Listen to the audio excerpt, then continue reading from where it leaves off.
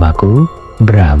Aku bekerja di sebuah bank swasta yang berada di Bali, dan aku sudah menikah sekitar 15 tahun yang lalu. Sebenarnya aku aslinya Jakarta dan merantau ke Bali sekitar 20 tahun yang lalu. Kebetulan juga istriku orang Bali dan mempunyai sebuah kontrakan toko di sebuah pasar. Dari hasil perkawinan saya, dikaruniai 2 orang anak, yang pertama laki-laki dan yang kedua perempuan. Dan di bank, saya mendapat kedudukan di bagian kredit untuk nasabah. Karena saya dan istri masing-masing sudah punya kesibukan, jadi jarang untuk berdua. Istri saya jam 4 pagi sudah pergi ke toko, dan jam 3 sore baru pulang. Anak saya yang pertama dan yang kedua masih duduk di sekolah dasar. Jadi kedua anak saya diurus oleh seorang pembantu yang masih ada hubungan keluarga dengan saya. Semenjak menikah, saya dan istri sudah mandiri dan dibelikan sebuah rumah oleh mertua saya. Sebenarnya hubungan saya dan istri boleh dibilang tidak ada masalah. Begitu juga dengan mertua. Masalah datang sekitar setahun yang lalu. Pada saat ada seorang janda cantik yang mau meminjam uang di bank. Memang pada saat itu saya yang dapat menghandle dan bertanya kepada janda cantik tadi. Saya pun mulai bertanya kepada janda tadi, memangnya ada keperluan apa, Dik? Ada yang bisa saya bantu? Supaya tidak tanggung, boleh kita kenalan dulu? Tentu boleh, Mas, kata janda tadi. Nama saya Tiara. Sedangkan Mas, siapa namanya? Nama saya Bram. Oh, nama yang sangat bagus. Sesuai dengan orangnya gagah dan ganteng. Jangan memuji saya, nanti besar kepala. Tidak kok, memang kenyataan begitu. Saya heran dari tadi. Kok Masnya tahu kalau saya ini sudah janda? Zaman sekarang kan sudah gampang kalau mau mencari informasi lewat sosmed saja. Nah, sekarang kita sudah saling kenal. Dan apa tujuanmu datang ke kantor saya? Begini Mas, saya kesini mau minjam uang untuk modal usaha. Memangnya Tiara mau buka usaha apa? Dan berapa mau minjam? Saya mau minjam sekitar 100 juta untuk buka usaha laundry. Dan sekarang lengkapnya, dulu persyaratannya, supaya lebih cepat cair uangnya. Dan apa yang dipakai agunan? Nanti pakai sertifikat rumah saja Mas, mantan suami saya memberikan sebuah rumah. Tunggu sekitar 3 hari, saya akan datang ke sana. Tolong berikan nomor HP-nya. Terima kasih ya Mas atas bantuannya, saya akan tunggu di rumah saja. Singkat cerita, setelah 3 hari, saya pun mendatangi rumahnya Tiara. Tiara pun menyambut kedatangan saya dan dipersilahkan duduk. Ternyata rumah yang ditempat oleh Tiara lumayan bagus dan berada di pinggir jalan. Apakah kamu sudah mempunyai anak? Sudah Mas, anak saya hanya 1 perempuan dan baru TK. Oh, ternyata anakmu masih kecil. Pantesan, kamu terlihat sangat cantik. Kalau Mas, berapa punya anak dan sekolah? Di mana? Anak saya ada 2. Yang pertama laki-laki dan yang kedua perempuan semuanya. Masih sekolah dasar. Okelah kalau begitu, saya permisi dulu. Mau bikin laporan dulu di kantor. Terus, kapan uangnya cair? Saya mau cepat pakai bangun usaha. Mungkin besok sudah cair dan Tiara langsung .ke kantor saya saja ngambil uangnya. Baiklah Mas, besok pagi sekitar jam 10 saya akan langsung ke sana. Besoknya Tiara langsung mengambil uangnya di bank bersama anaknya.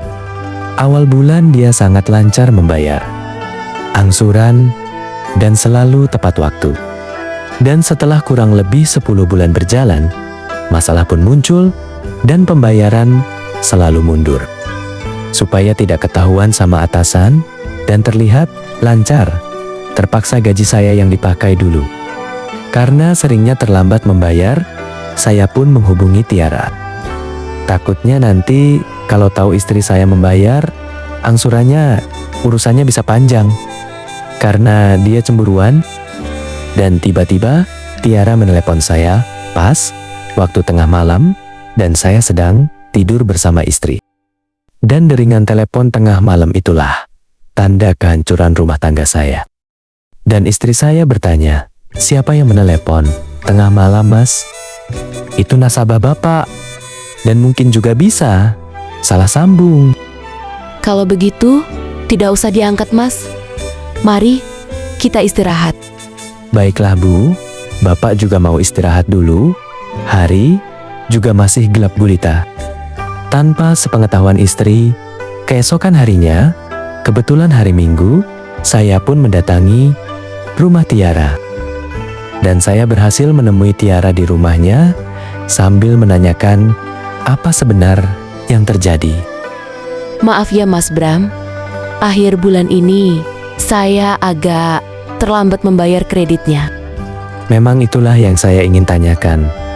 Padamu, biasanya kamu lancar bayarnya? Ya Mas, akhir bulan ini anak saya sering sakit. Dan secara tiba-tiba, kalau anak saya sakit, tempat usaha saya juga tutup dan tidak ada pemasukan. Oh, begitu ceritanya. Benar juga tidak bisa membayar angsuran.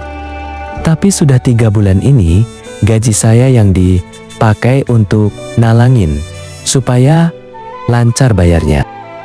Ya Mas, terima kasih atas bantuannya. Mungkin lain kali akan saya ganti semuanya. Bukan begitu maksud saya. Nanti kalau sampai tahu istri saya, bisa berantakan. Kalau bisa, janganlah Tiara nelpon lewat. Tengah malam nanti, istri saya jadi curiga. Ya, Mas, saya mohon maaf. Tidak sengaja. Dan sekarang, tolong saya kasih minjam uangnya dulu. Memangnya berapa mau minjam uang sama saya? Sekitar 10 juta, Mas. Buat biaya anak saya yang lagi sakit.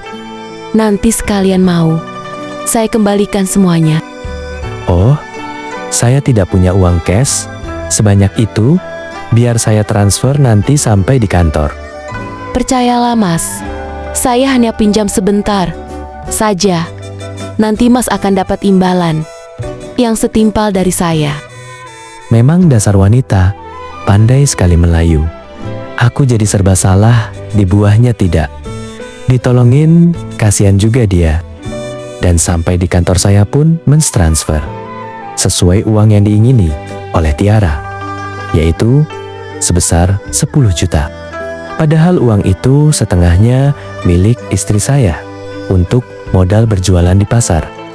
Tak disangka keesokan harinya, istri saya minta uang kepada saya dan sambil minta gaji saya untuk diberikan barang. Saya jadi kaget karena uang istri dan gajian bulanan saya sudah dipinjam sama Tiara. Aduh, gimana caranya sekarang bilang sama istri bahwa uangnya masih dipinjam tanpa sepengetahuan dia.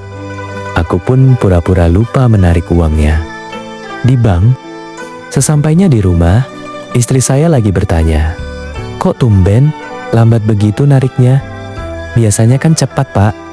Pas waktu kami bicara berdua dengan istri saya, tiba-tiba ponsel saya berdering dan terlihat nama Tiara. "Siapa itu, Pak?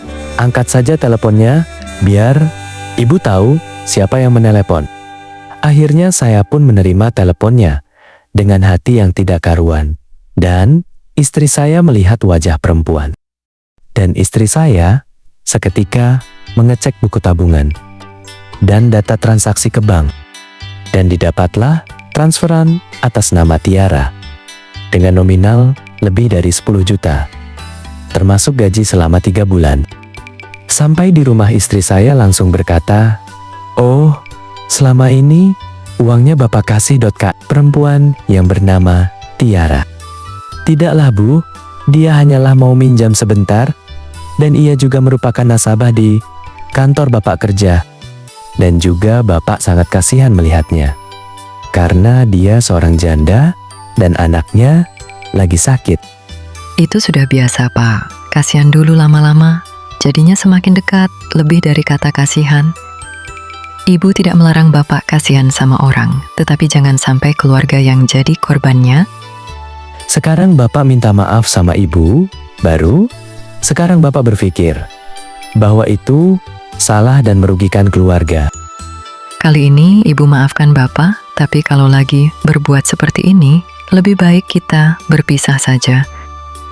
Janganlah Bu, Bapak takut berpisah, kasihan juga anak-anak kita yang masih kecil. Untung Ibu sudah tahu sebelum Bapak terjerumus yang lebih dalam lagi. Sekali lagi Bapak minta maaf sama Ibu dan tidak lagi berbuat seperti ini. Iya, Pak. Namanya juga manusia tidak akan luput dari kesalahan dan khilaf. Ibu juga minta maaf sama Bapak. Mulai sekarang, marilah kita membangun rumah tangga yang bahagia dan harmonis. Kalau kita sampai berpisah, anak-anaklah yang akan menjadi korbannya. Makanya Pak, tidak ada keluarga yang utuh kalau masih ada orang ketiga di antara kita, malah sebaliknya akan hancur. Benar sekali Bu, untungnya Bapak belum terlanjur. Dan sekarang lebih baik Bapak mundur saja daripada hancur selamanya. Demikianlah cerita kali ini. Kita berjumpa lagi pada kisah yang lebih bagus. Jangan lupa like dan subscribe-nya.